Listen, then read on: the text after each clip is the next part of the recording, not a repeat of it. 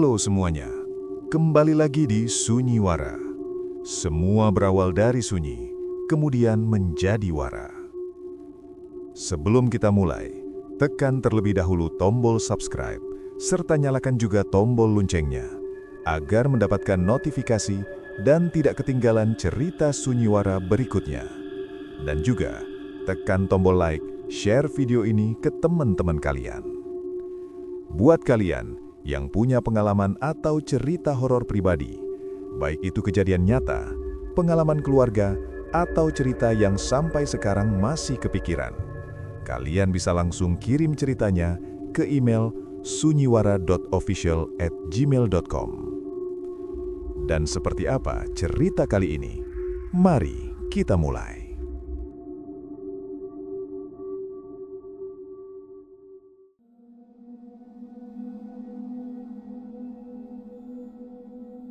Raka, 27 tahun, adalah tipe pendaki yang muak dengan jalur pendakian yang ramai. Baginya, gunung bukan lagi tempat pelarian jika setiap 500 meter ada penjual kopi atau kerumunan orang bersuah foto. Itulah yang membawanya ke kaki Gunung Argopuro melalui jalur ilegal yang sudah ditutup sejak tahun 90-an karena kasus hilangnya satu tim ekspedisi tanpa sisa. Raka datang sendiri, hanya bermodal GPS genggam dan kesombongan bahwa dia sudah menaklukkan belasan puncak di Indonesia. Udara di jalur lama ini terasa berbeda. Hutan hujan tropis di sini begitu rapat, hingga sinar matahari hanya mampu mengintip tipis di sela-sela kanopi raksasa. Bau lumut yang lembab dan tanah busuk mendominasi penciumannya. Di tengah perjalanan, Raka menemukan sebuah pohon beringin yang ukurannya tidak masuk akal. Batangnya mungkin butuh 10 orang dewasa untuk memeluknya.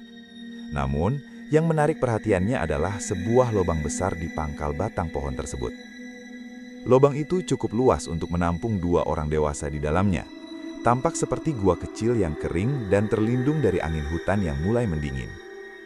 Lumayan buat tempat istirahat kalau hujan, gumam Raka sambil menandai lokasi pohon itu di GPS-nya.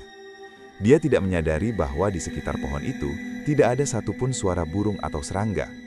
Hutan itu seolah sedang menahan nafas, mengawasi setiap gerak-geriknya. Raka terus mendaki, namun perasaannya mulai tidak enak. Suhu udara turun secara ekstrim hanya dalam hitungan menit, dan kabut tebal tiba-tiba turun menyelimuti jalur, menghapus jarak pandang hingga hanya tersisa 2 meter di depannya. Badai pegunungan datang tanpa peringatan. Angin kencang mulai menumbangkan dahan-dahan kering, dan hujan lebat seketika mengubah tanah menjadi lumpur licin. Raka panik. Dalam kegelapan dan kabut, dia kehilangan arah jalurnya. GPS-nya tiba-tiba mengalami gangguan sinyal.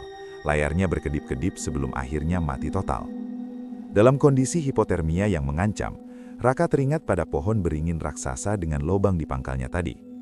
Dengan sisa tenaga, dia merangkak menembus semak belukar, mengandalkan insting hingga akhirnya dia melihat bayangan raksasa pohon itu. Tanpa pikir panjang, Raka masuk ke dalam lubang pohon tersebut. Di dalam sana, suasananya sangat hangat. Hangat yang tidak wajar. Tanah di dalam pohon itu terasa empuk seperti tumpukan kain beludru. Raka menyandarkan tubuhnya ke dinding bagian dalam pohon yang terasa lembab dan bergetar halus, seolah-olah pohon itu memiliki denyut jantung sendiri. Raka tertidur karena kelelahan yang luar biasa. Namun di tengah tidurnya, dia merasa ada sesuatu yang merayap di atas kakinya. Dingin, basah, dan sangat pelan. Dia mengira itu hanya aliran air hujan yang masuk ke dalam lubang. Tapi saat dia terbangun dan menyalakan senter kepalanya, dia melihat pemandangan yang membuat jantungnya berhenti berdetak. Akar-akar halus berwarna merah darah telah melilit pergelangan kakinya, dan sebagian dari akar itu sudah mulai menembus masuk ke dalam pori-pori kulitnya. Raka menjerit dan mencoba menarik kakinya. Namun setiap kali dia bergerak, akar-akar itu justru semakin mempererat lilitannya. Rasa sakitnya luar biasa, seperti ditusuk ribuan jarum panas secara bersamaan. Dia mengambil pisau komando dari pinggangnya dan mencoba memotong akar-akar merah itu. Cairan kental yang berbau amis seperti darah manusia menyembur keluar dari akar yang terputus, mengenai wajah Raka. Yang mengerikan, akar yang terputus itu tumbuh kembali dalam hitungan detik, dengan jumlah yang lebih banyak. Pohon itu mulai bereaksi terhadap perlawanan Raka. Dinding kayu di dalam lubang itu perlahan-lahan menyempit, seolah-olah pohon itu sedang melakukan gerakan menelan. Raka menyadari bahwa dia bukan sekedar berlindung, dia berada di dalam perut sebuah organisme purba yang lapar. "Tolong, siapa saja!" teriak Raka, namun suaranya hanya memantul di dalam dinding kayu yang semakin rapat. Dia mulai merasa lemas. Akar-akar yang menusuk kulitnya ternyata tidak hanya melilit, tapi juga mulai menghisap darahnya. Dia bisa merasakan sensasi cairannya ditarik keluar dari tubuhnya, sementara pohon itu mengeluarkan getah bening yang perlahan-lahan mengeras di atas kulit tangannya, mengubah tekstur kulitnya menjadi kasar dan bersisik seperti kulit kayu. Dalam keputusasaan, Raka menyapu cahaya senternya ke bagian atas lubang pohon yang lebih dalam. Di sana, di balik rimbunnya akar-akar yang menjuntai, dia melihat wajah-wajah manusia. Ada 3 atau 4 orang yang posisinya setengah tertanam di dalam dinding pohon. Wajah mereka membeku dalam ekspresi ketakutan yang abadi. Kulit mereka sudah berubah menjadi kayu sepenuhnya. Mata mereka digantikan oleh biji-biji hutan yang keras, dan dari mulut mereka yang terbuka, tumbuh jamur-jamur liar yang mengeluarkan cahaya hijau redup. Salah satu dari manusia kayu itu tampak masih memiliki sedikit kesadaran. Matanya yang sudah keruh bergerak perlahan menatap Raka. Bibirnya yang sudah mengeras seperti kulit pohon berusaha bergerak, mengeluarkan suara derit kayu yang bergesekan. "Jangan melawan, semakin sakit," bisik sosok itu. Raka mengenali jaket usang yang dipakai sosok itu. Itu adalah jaket tim ekspedisi yang hilang puluhan tahun lalu. Raka menyadari bahwa pohon ini tidak membunuh korbannya dengan cepat. Ia menjaga mereka tetap hidup sebagai bagian dari sistem syarafnya, menyerap nutrisi dari tubuh mereka selama puluhan tahun. Raka mulai merasakan kakinya sudah tidak bisa lagi digerakkan. Syaraf-syarafnya sudah mulai menyatu dengan akar-akar pohon. Dia kini sedang dalam proses menjadi bagian dari koleksi abadi sang pohon bolong. Malam berlalu dengan penderitaan yang tak terlukiskan. Raka kini sudah tertanam hingga pinggang di dalam dinding pohon. Tangannya yang bebas masih mencoba menggapai tas kerirnya, berharap ada pemantik api untuk membakar tempat ini, tapi jaraknya terasa ribuan mil jauhnya. Yang lebih mengerikan adalah apa yang terjadi di dalam kepalanya. Akar-akar halus itu kini sudah merayap naik melalui tulang belakangnya dan mulai menyentuh pangkal otaknya. Raka mulai mendapatkan penglihatan yang bukan miliknya. Dia bisa merasakan aliran air di bawah tanah. Dia bisa merasakan angin yang bertiup di pucuk daun tertinggi. Dan dia bisa merasakan rasa lapar yang luar biasa dari pohon ini. Pikiran Raka mulai terinfeksi oleh kesadaran purba sang pohon. Dia mulai lupa siapa namanya. Dia mulai lupa tujuannya mendaki. Yang dia inginkan hanyalah diam, menyerap air, dan menunggu nutrisi berikutnya datang. Saat matahari pagi mulai naik, cahaya tipis masuk ke dalam lubang. Raka melihat seorang pendaki lain, seorang remaja dengan kamera di lehernya, sedang berjalan mendekati pohon itu. Si remaja tampak kagum melihat ukuran pohon tersebut. Raka ingin berteriak, ingin memperingatkan anak itu agar lari sejauh mungkin. Namun saat dia membuka mulutnya, yang keluar bukanlah suara manusia, melainkan suara desiran daun yang tertiup angin. Anak itu tersenyum dan mulai melangkah masuk ke dalam lubang untuk mencari perlindungan dari panas. Raka hanya bisa menangis, namun air matanya kini berbentuk getah kental yang langsung mengeras di pipinya. Anak remaja itu bernama Fajar, 19. Dia masuk ke dalam lubang pohon dengan wajah penuh kekaguman. Mengira telah menemukan spot foto terbaik di Gunung Argopuro. Fajar tidak melihat Raka yang sudah tertanam di dinding sisi gelap lubang, karena tubuh Raka kini sudah nyaris tertutup kulit kayu yang kasar. Saat Fajar duduk dan menyandarkan punggungnya, ia mengeluarkan desahan lega. "Gila, pohonnya anget banget," gumamnya sambil mulai mengotak-atik kameranya. Raka berontak di dalam batinnya. Ia mencoba menggerakkan lidahnya yang sudah terasa seperti serat kayu kering. Dengan usaha yang sangat menyakitkan, ia berhasil mengeluarkan suara serak yang terdengar seperti dahan patah.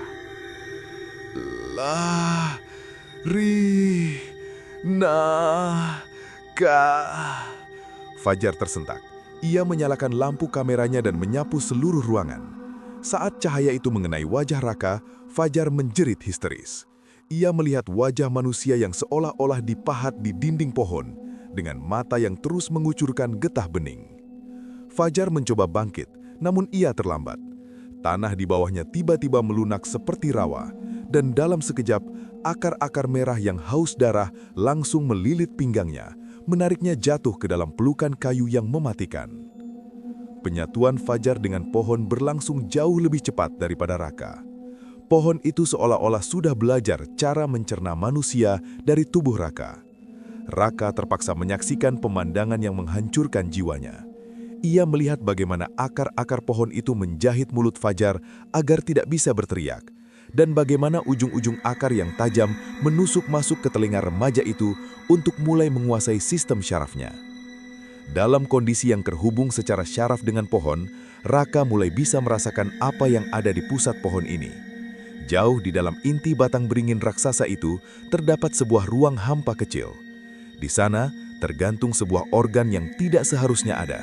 Sebuah jantung manusia raksasa berukuran 1 meter yang terus berdenyut. Jantung itu terbungkus oleh jaringan saraf berwarna emas. Raka menyadari bahwa pohon ini adalah hasil dari kutukan atau eksperimen gaib masa lalu. Seseorang telah mengorbankan diri untuk menjadi jantung bagi hutan ini. Dan sekarang, pohon itu terus mencari onderdil baru untuk menjaga jantung itu tetap berdetak. Pengetahuan ini mengalir ke otak Raka, membuatnya merasa ingin gila karena kini ia tahu ia adalah bagian dari metabolisme iblis. Raka mulai kehilangan persepsi tentang waktu. Apakah ini hari kedua atau minggu kedua? Di dalam kegelapan lubang pohon, ia mulai mengalami halusinasi yang sangat nyata. Ia melihat ibunya sedang menyajikan kopi di rumah. Namun saat ia mendekat, wajah ibunya berubah menjadi tumpukan daun kering yang rontok. Pohon itu sedang mencuci memori Raka, mengganti ingatan manusianya dengan insting tanaman. Ia mulai merasa bahwa hujan adalah kebahagiaan tertinggi, dan sinar matahari adalah makanan yang paling lezat. Di sampingnya, Fajar sudah berhenti meronta. Remaja itu kini hanya menatap kosong ke depan, sementara dari pori-pori kulitnya mulai tumbuh tunas-tunas kecil berwarna putih. Pohon itu mulai menggunakan tubuh Fajar untuk memproduksi oksigen beracun yang membuat siapapun yang menghirupnya di dalam lubang akan merasa tenang dan menyerah pada keadaan. Raka berjuang mempertahankan satu ingatan terakhirnya, nama kekasihnya. Ia mengulang-ulang nama itu di dalam pikirannya seperti mantra, satu-satunya jangkar yang mencegah jiwanya hanyut sepenuhnya menjadi kesadaran hutan yang dingin dan tanpa emosi. Suara peluit dan teriakan memanggil nama Raka terdengar dari kejauhan.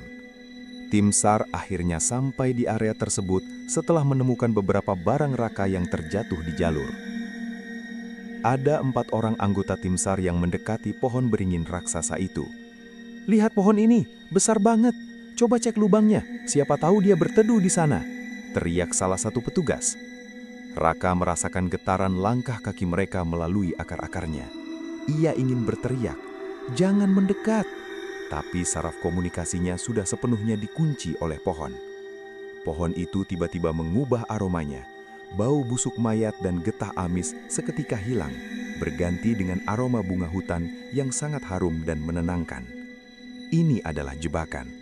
Para petugas SAR itu terpikat. Mereka merasa sangat damai saat mendekati lubang tersebut. Saat petugas pertama melongokkan kepalanya ke dalam, ia tidak melihat monster atau mayat. Pohon itu memanipulasi penglihatan mereka sehingga mereka hanya melihat ruangan kosong yang nyaman.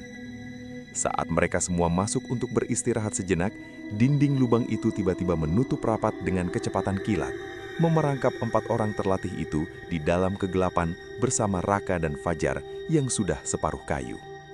Gudang nutrisi sang pohon kini penuh. 4 anggota tim SAR itu panik. Mereka mencoba menggunakan kapak dan gergaji mesin untuk memotong dinding pohon. Namun, setiap kali mata gergaji menyentuh kayu, pohon itu mengeluarkan suara jeritan manusia yang memekakan telinga. Suara yang berasal dari pita suara Raka dan para penghuni lainnya. Rasa sakit yang dirasakan pohon kini dirasakan secara langsung oleh Raka. Tubuh Raka kejang-kejang hebat saat dinding kayu itu terluka. Akar-akar merah yang jumlahnya ribuan kini keluar dari segala arah, menyerang seperti ular yang lapar. Para petugas SAR itu dilumpuhkan satu persatu dalam hitungan menit. Mereka yang tadinya datang untuk menyelamatkan, kini justru menambah koleksi manusia kayu di dalam sana. Raka merasakan aliran nutrisi yang sangat besar masuk ke dalam sistemnya, darah segar dari para petugas itu disalurkan pohon melewati tubuh Raka sebelum menuju ke jantung pusat. Raka menangis. Ia merasa seperti seorang kanibal yang terpaksa memakan sesamanya melalui akar. Sekarang, ia menyadari bahwa pohon ini tidak akan pernah berhenti sampai seluruh gunung ini tertutup oleh hutan manusia yang membeku. Di dalam kegelapan yang lembab, Raka menyadari sesuatu yang mengerikan. Dia mulai bisa mendengar pikiran 4 petugas SAR yang baru saja tertangkap. Karena saraf mereka semua kini terikat pada jaringan akar yang sama, pikiran mereka menjadi seperti frekuensi radio yang kacau. Ia mendengar tangisan komandan tim SAR tentang anaknya yang baru lahir, dan ia merasakan ketakutan murni dari anggota termuda yang terus merapalkan doa tanpa henti. Namun, yang lebih mengejutkan adalah Raka menemukan bahwa ia bisa mengirim pesan balik. Dengan memfokuskan sisa kemauannya pada getaran saraf yang terhubung ke dinding pohon, Raka membisikkan instruksi ke dalam otak mereka. "Jangan bernafas dalam, aromanya racun," bisiknya. Raka menyadari bahwa karena dia adalah penghuni terlama yang masih sadar, dia memiliki otoritas kecil atas jaringan saraf pohon ini. Ia mulai mencoba menghambat aliran akar yang sedang mencoba menusuk jantung para petugas tersebut. Meskipun setiap kali ia melakukan itu, pohon itu membalas dengan mengirimkan sengatan listrik organik yang membuat sekujur tubuh kayu Raka terasa seperti terbakar. Di tengah perjuangan internal Raka, suasana di luar pohon tiba-tiba berubah. Suara burung-burung yang tadinya bungkam seketika meledak dalam kicauan yang tidak alami, suara yang terdengar seperti tawa manusia. Dari celah kecil di kulit pohon, Raka melihat sesosok figur mendekat. Sosok itu bukan pendaki, melainkan seorang kakek bungkuk dengan pakaian yang terbuat dari jalinan akar dan kulit binatang mati. Orang-orang desa menyebutnya Sang Pemanen. Pria tua itu tidak takut pada pohon beringin raksasa tersebut. Ia justru mengelusnya seperti hewan peliharaan. "Sabar, penunggu. Kamu sudah makan banyak malam ini," gumamnya. Si pemanen kemudian mengeluarkan sebuah parang karatan dan mulai menyayat kulit luar pohon, tepat di titik di mana tangan Raka tertanam. Pria itu bukan ingin menyelamatkan Raka, melainkan ingin mengambil buah yang tumbuh dari penderitaan Raka. Dari sayatan itu, keluar sebuah tonjolan daging berbentuk bulat yang menyerupai apel, namun baunya sangat amis. Si pemanen memakannya mentah-mentah dengan lahap, dan Raka merasakan bagian dari jiwanya seolah-olah ikut terkunyah. Setelah kunjungan si pemanen, mutasi tubuh Raka memasuki tahap akhir. Dari bahu dan dadanya yang sudah menjadi kayu, mulai muncul bintil-bintil merah yang cepat membesar. Bintil itu pecah dan mengeluarkan tunas-tunas baru yang berbentuk seperti jari-jari manusia kecil yang terus bergerak mencari udara. Raka menyadari bahwa pohon ini sedang menggunakan tubuhnya untuk bereproduksi. Ia bukan lagi manusia, ia adalah rahim bagi parasit hutan. Fajar, remaja di sampingnya, sudah tidak memiliki wajah lagi. Wajahnya telah tertutup sepenuhnya oleh kulit kayu yang membentuk pola seperti topeng yang menangis. Dari mulut Fajar yang kini hanya berupa lubang kecil, keluar nektar kental yang manis namun mematikan. Nektar inilah yang akan memancing pendaki lain untuk mendekat. Raka berjuang untuk tidak kehilangan kewarasannya saat ia merasakan organ dalamnya, hati, ginjal, dan paru-paru perlahan-lahan diubah fungsinya menjadi cadangan air dan penyaring nutrisi bagi sang pohon bolong. Melalui jaringan pikiran, Raka berhasil berkomunikasi sepenuhnya dengan sang komandan SAR. Mereka menyadari tidak ada jalan keluar secara fisik. Satu-satunya cara untuk menghentikan pohon ini adalah dengan menghancurkannya dari dalam. Komandan memberitahu Raka bahwa di dalam tas salah satu anggotanya yang terjepit, terdapat beberapa tabung gas portable untuk memasak dan pemantik api yang masih utuh. "Raka, kamu yang paling dekat dengan akar yang memegang tas itu. Gerakan," perintah sang komandan dalam pikiran.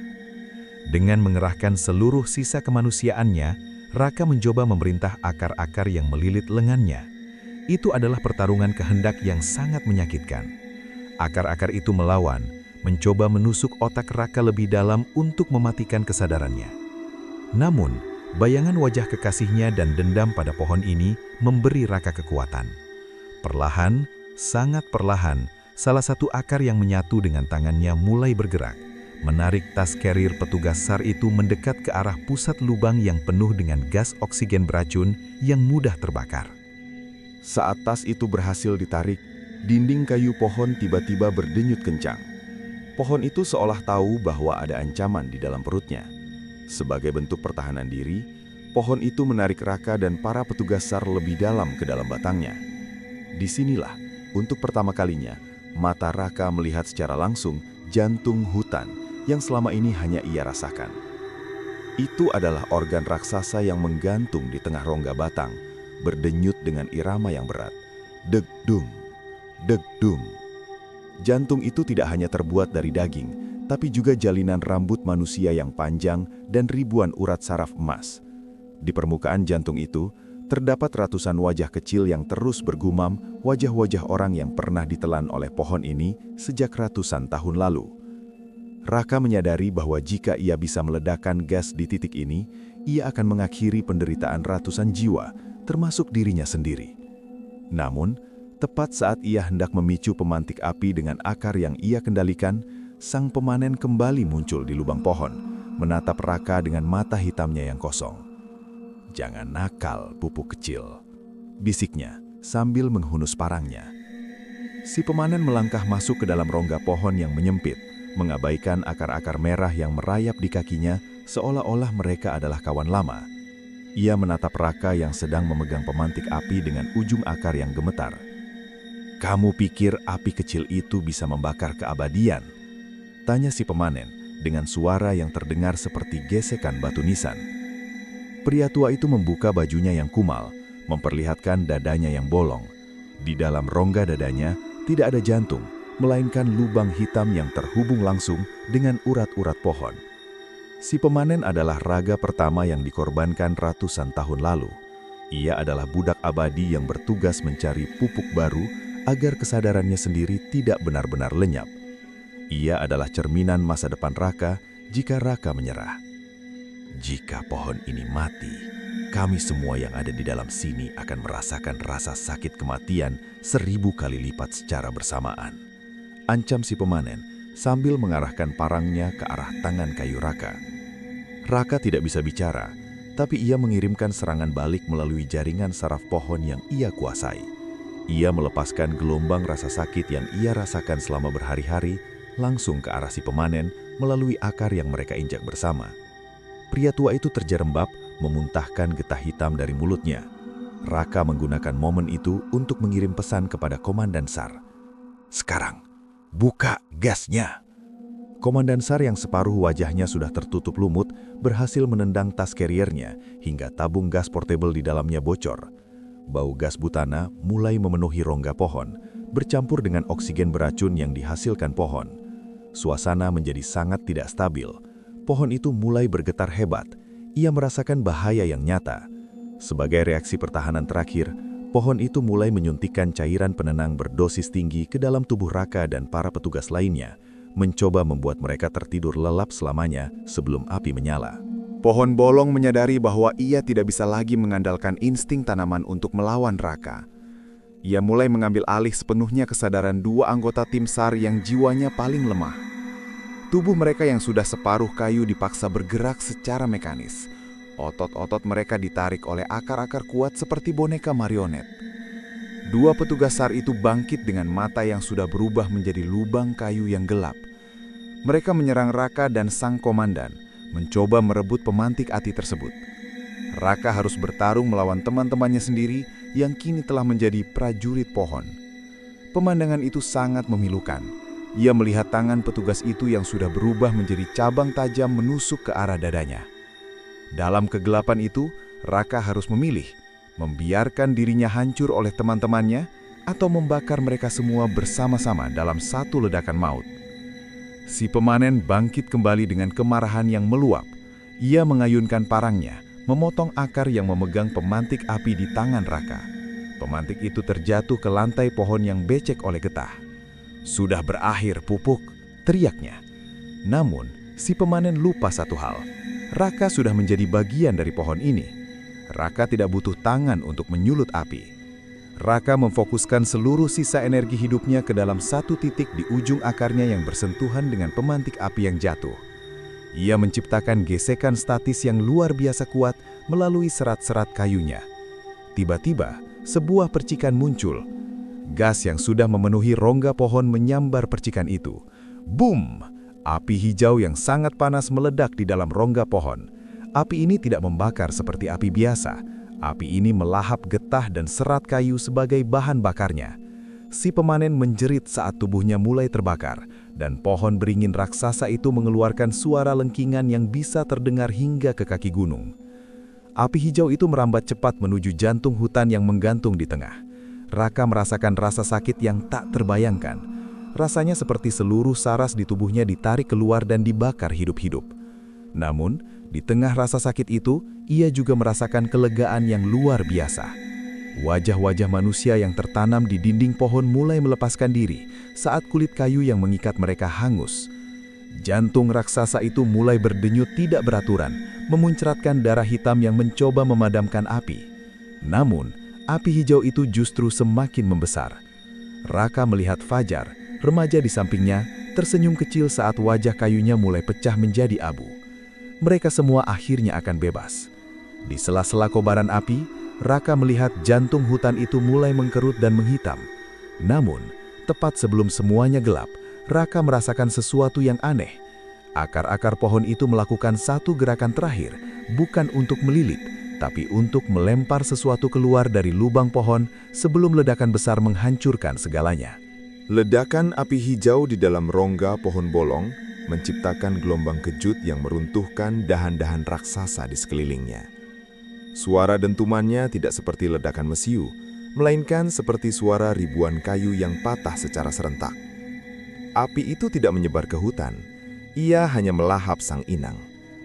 Dari kejauhan, para pendaki dan tim SAR tambahan melihat cahaya hijau membubung tinggi ke langit sebelum akhirnya pohon beringin raksasa itu tumbang dan hancur menjadi tumpukan abu hitam yang masih membara. Raka tidak lagi merasakan tubuhnya. Jiwanya seolah melayang di atas tumpukan abu tersebut. Ia melihat sisa-sisa parang si pemanen yang meleleh dan tulang belulang yang sudah menghitam. Namun, di tengah kehancuran itu, ada sebuah gumpalan kayu yang terlempar jauh ke arah semak belukar sebelum ledakan memuncak. Gumpalan itu dibungkus oleh akar paling kuat milik pohon, seolah-olah pohon itu sedang melindungi benih terakhirnya. Raka mencoba menjerit dalam bentuk energi, berharap api itu melahap gumpalan itu juga. Namun kesadarannya mulai memudar seiring dengan padamnya api hijau. 2 hari setelah kejadian, tim evakuasi besar-besaran sampai di lokasi. Mereka hanya menemukan kawah besar berisi abu halus yang berbau amis.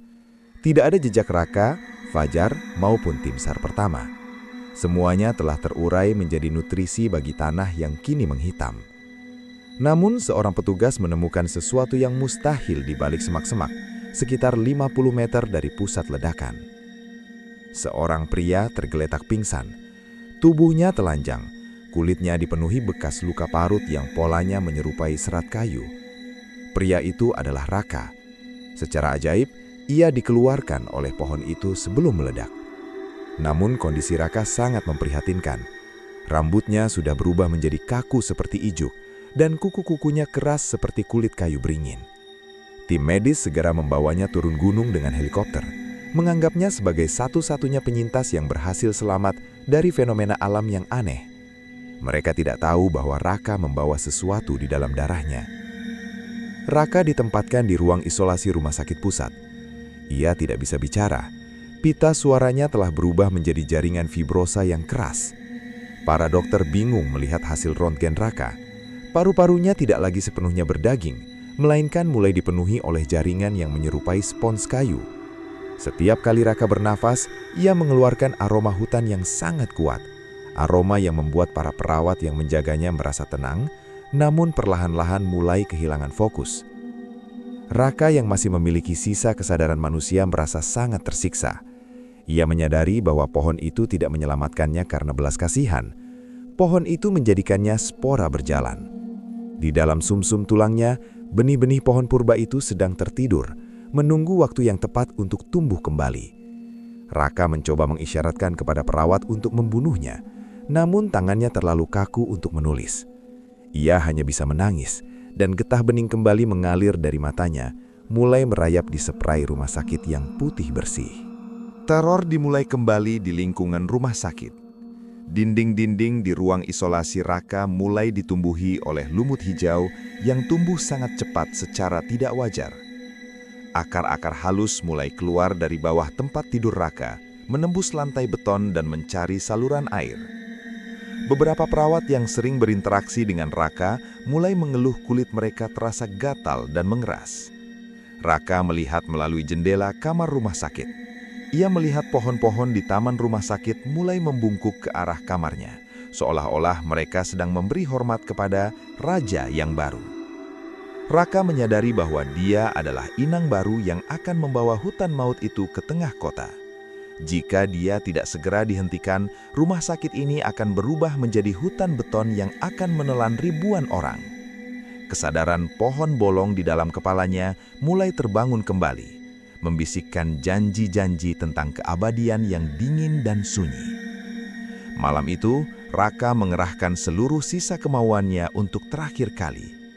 Ia melepaskan selang oksigen dan merangkak jatuh dari tempat tidur. Dengan gerakan yang kaku dan menyakitkan, ia menyeret tubuhnya menuju balkon lantai 5. Ia melihat ke arah pegunungan Argopuro yang jauh di ufuk sana. Ia tahu satu-satunya cara untuk memutus kutukan ini adalah dengan menghancurkan inang terakhirnya, dirinya sendiri. Saat para petugas keamanan mendobrak pintu kamarnya, Raka sudah berdiri di pinggir balkon. Tubuhnya kini sudah ditumbuhi tunas-tunas kecil yang mulai mekar. Sebelum mereka sempat menangkapnya, Raka menjatuhkan diri ke bawah. Namun, tubuhnya tidak hancur saat menghantam aspal. Begitu menyentuh tanah, tubuh Raka langsung meledak menjadi ribuan spora halus yang terbawa angin malam ke seluruh penjuru kota. Di tempat ia jatuh, sebuah tunas pohon beringin kecil dengan lubang di tengahnya tumbuh seketika menembus aspal, seolah-olah aspal itu hanyalah tanah lunak. Cerita Raka berakhir, tapi di ribuan rumah di kota itu, orang-orang mulai merasakan ruangan mereka terasa lebih hangat dan harum hutan, tanpa menyadari bahwa mereka baru saja mengundang pohon bolong masuk ke dalam rumah mereka.